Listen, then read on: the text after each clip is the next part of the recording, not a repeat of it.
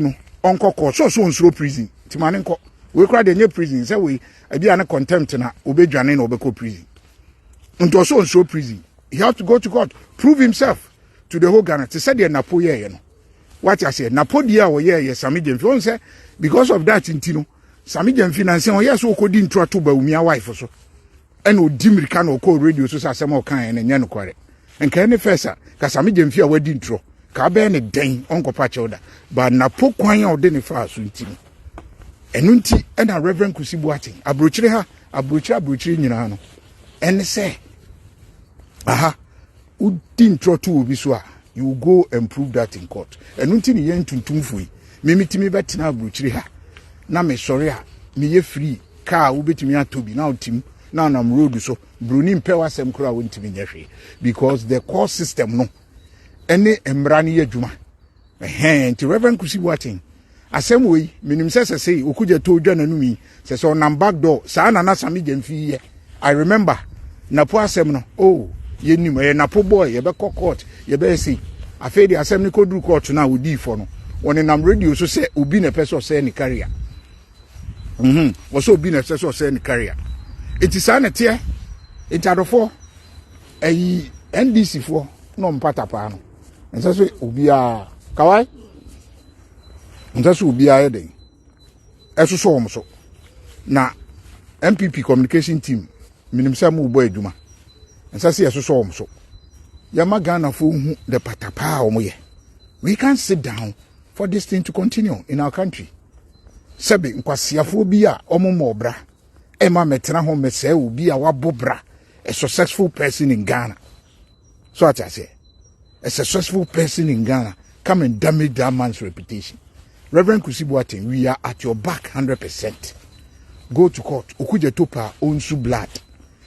minority pa omunsu blood court ne de okuje to twini mu ten asem no wo court obeko court ho entino on call radio so sa public sympathy na oh yeah na I'm not afraid to go to prison obi ansuro umuntimi nyo obi ahu patapa asem ne omne ma omye they can't do anybody foko yehu yenimom suban sa na omote yen say nipa for public sympathy omode no ye be sell yeah omode no dino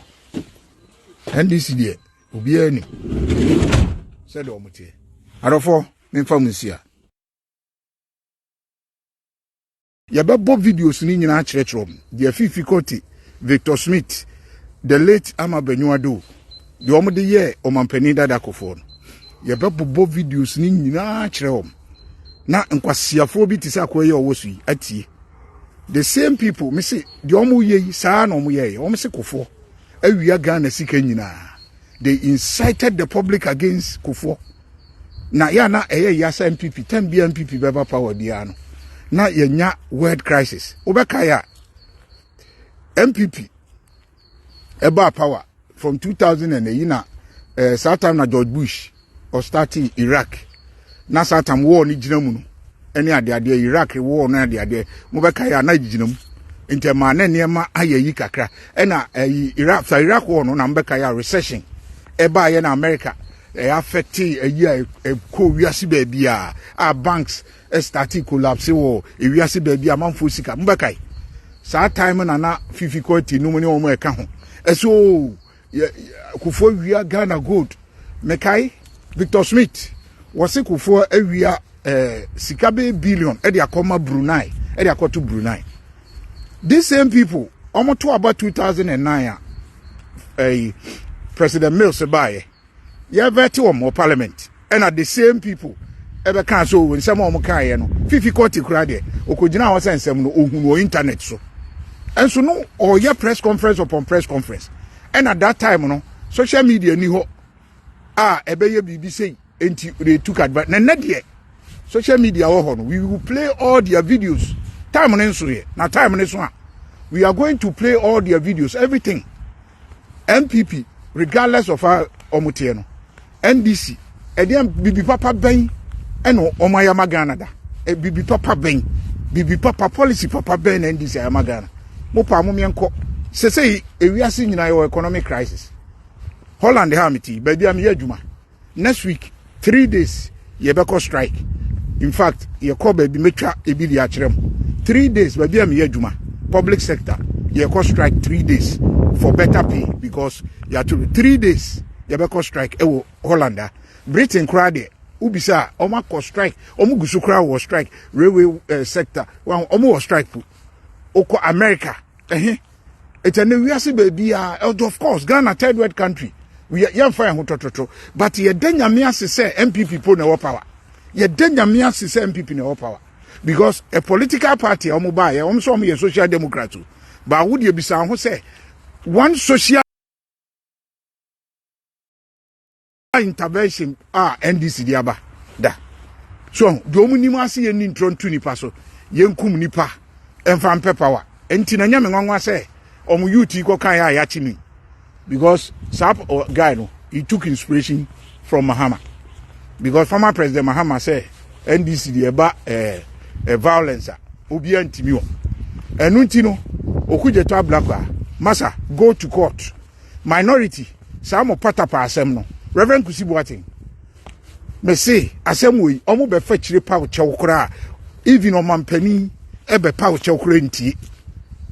okuje to no onko court so nsuro prison timane nko we kra de nye prison say we e bia na contempt na obedwane na obeko prison nto so nsuro prison he have to that intino Sammy Gyamfi na o yes okodi ntro to ba umia wife so and odi mirika na okọ radio so asem o kan na nya no kware enka ne fesa ka Sammy Gyamfi a wadi ntro ka be ne den onko pa chewda ba na pokwan a ode ne fa so ntino enu nti na Reverend Kusibuatin abrochire ha abrochire nyina no en say udi ntro to obi so a you go and prove that in court enu nti ne ye ntuntumfui memitimi betina abrochire ha na me sorry a me ye free car wo betimi atobi na otim na nam road so bruni mpewa sem kura wontimi nyehwe because the court system no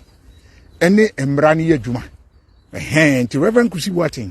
asem we minim sese okuja to dwa nanumi sese on back door sa na Sammy Gyamfi ye I remember na po asem no ye nim na po boy ye be court ye be say afedi asem ne koduru court na odi fo no woni nam radio so say obi na person say ni carrier was obi na person say ni carrier it is an tie it adofo NDC fo no mpata pa no